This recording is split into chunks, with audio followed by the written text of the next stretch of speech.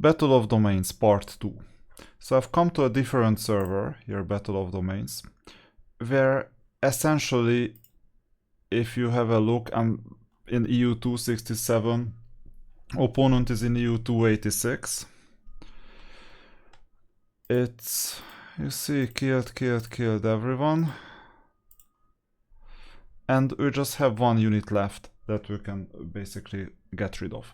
So you will see the end of this whole thing. So we battle, and given that this is a live opponent, you won't be able to defeat them with Septi, another hero. So you need to go to the heroes and bring a live hero. Now I have this is the best live hero that I have, Kira, and then battle. Formation got accepted even though I'm using a fully death team with a live hero. So adjutants can stay death in case you want to focus on the back row. And then you beat the opponent, it's fair and square, that's easy. With all the power that we have, it's obvious.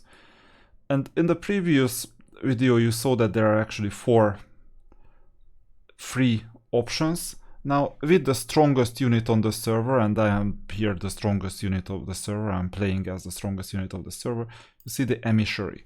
The emissary is the unit of the opponent that is the third team of the one person that can basically become an emissary.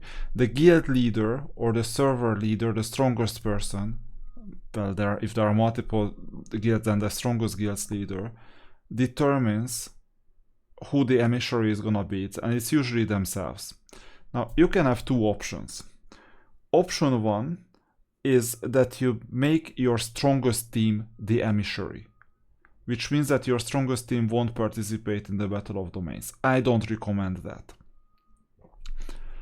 The second option is that your 2 strongest teams stay in the regular battles and your emissary is your 3rd strongest team. If you're running 3 teams, then it's easy for you, but most mortals who don't finance the game with up to like hundreds or thousands, rather thousands, maybe your 3rd team is not gonna be strong enough to do that. Or if it is, then it doesn't matter because your strongest and your 2nd strongest team will defend your domain anyway.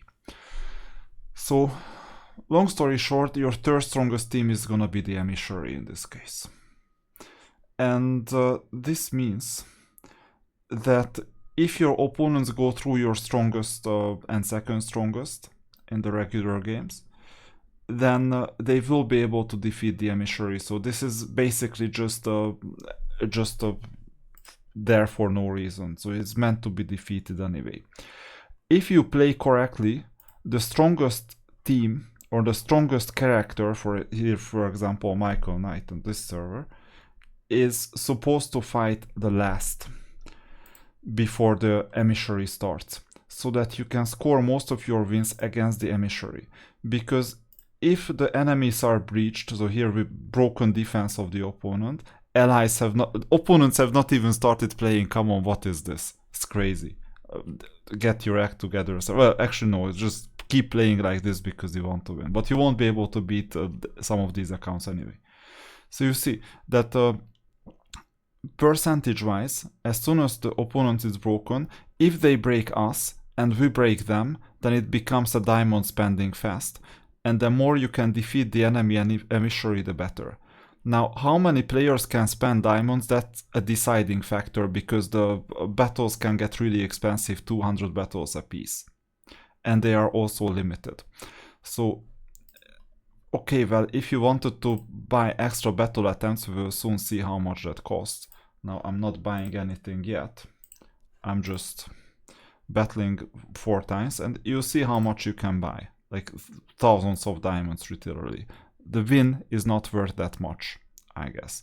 So I'm gonna spend my 4 free battles, and then we will see how much it costs to buy everything.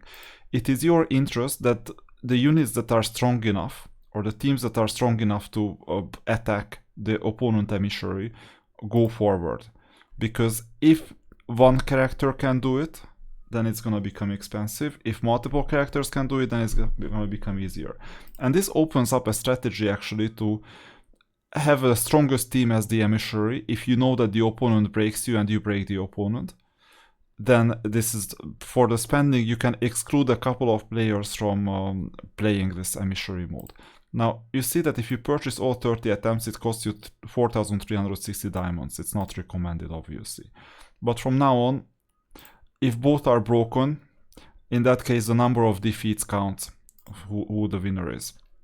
Now what I recommend in this case, okay, well, I'll purchase the 20 things, so 40 not really, but the 20 definitely, it's not a problem for me. And let's see, so I purchased this 20 and I'll purchase another 20.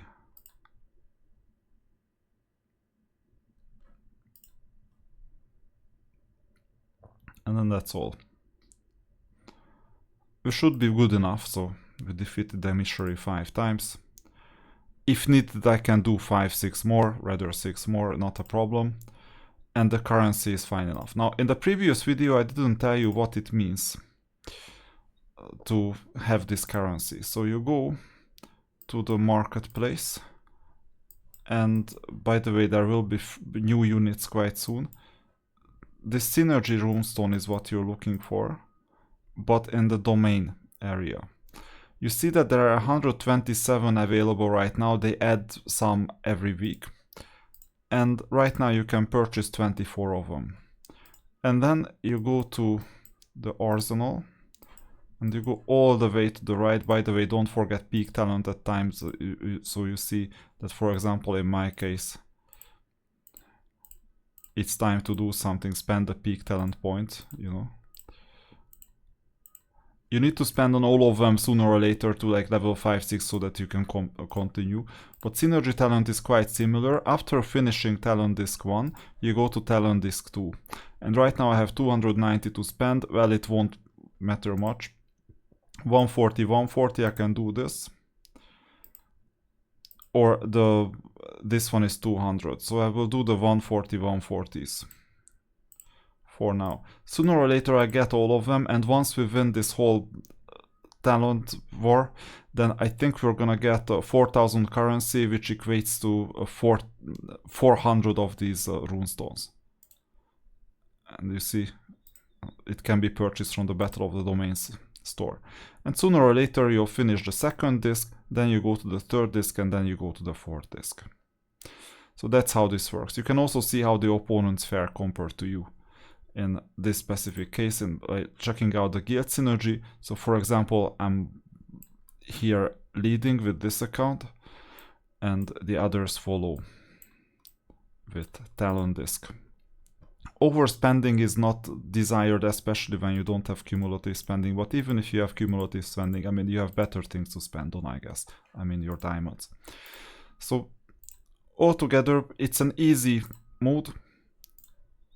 Really not much to it. You need to finish the opponents. The only problem is that it's really unfair, is that once you have a server merge and you're the weakest, in that case you're gonna be up against a lot stronger merged servers from the past, because as soon as you have a merged servers, it may happen that you're up against like a lot more opponents. Because I suspect that what happens is that, imagine that EU 252 to 256 are merged and 267 is not merged. Now, if this 267 unmerged server is up against 252, then maybe they just see the strength of 252 and not 253 to 256. And that's why you can be up against a lot stronger server, so one merged and one not merged. It has happened to me, it was horrible as an experience. So sometimes it's unfair. You know, with older servers, more players quit, so you have less opponents. With newer servers, more players are active, but you need someone who spent quite a lot to defeat the strongest opponent. So it's difficult either way. And after a merge, you get a lot of players and they are also strong. So you don't want to be up against a merged server, obviously. But unfortunately, the matching algorithm doesn't consider this. Lately, we had quite a lot of success with this on this server, at least, this battle of, what is this, domains. because the matching was good.